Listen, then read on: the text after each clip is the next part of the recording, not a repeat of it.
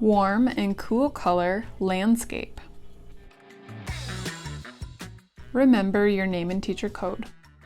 You'll start by drawing your landscape with a black oil pastel, probably about 3 fingers from the bottom of your paper, and the side is where you're going to stop and start your line. So about 3 fingers, and it kind of dips down, makes a little hill. And then if you need to, you can do little touch-ups where your pastel might have not worked as well. And then you're going to, from about the middle of that hill, make a hill that goes off the edge.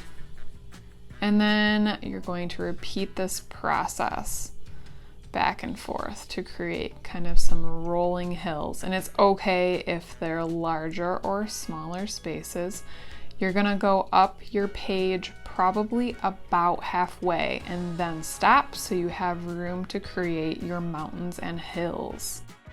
When your ground is done, you'll add your mountains or your hills, and they're kind of cartoony and skinny looking, so they can go off the edge if you want, like this, or they can kind of be a little tall and skinnier and bump into each other that way too.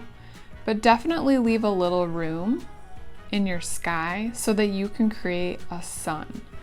I'm going to start kind of in the corner, and mine's going to go off the edge, but maybe you don't want yours to go off the edge.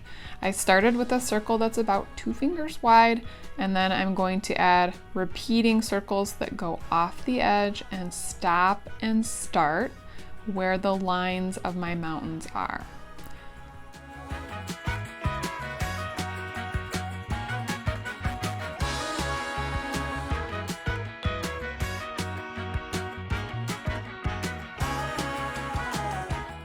Remember, pastels smear easily, so do your best not to brush off any crumbs.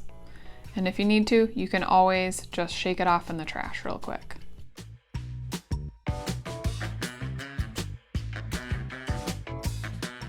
You're going to have warm colors and cool colors, and you're going to decide, do you want your ground and mountains to be warm or cool? And do you want your sky to be warm or cool? You get to decide. I am going to do my sky with warm colors and my ground and mountains with cool colors. When you add paint, make sure that you're using the tippy top of your brush in those little itty bitty areas. If you need to, you can grab a smaller brush. And when you're next to your lines, it's helpful to hold your brush kind of more straight up and down.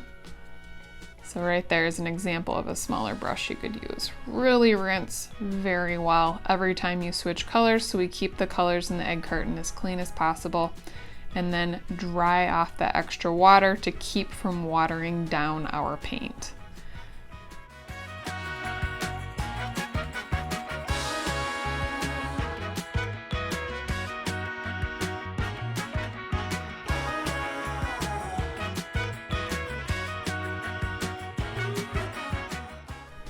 You'll just keep going with this process, remembering to stick with your warm and cool color themes on the top or the bottom of your paper as you choose.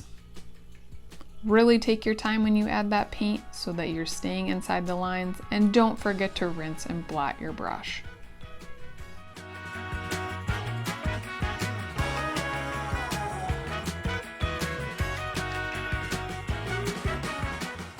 As a last step, when your paint is totally dry, I want you to carefully retrace your black lines, because sometimes we accidentally paint on top of them and they're not quite as vibrant.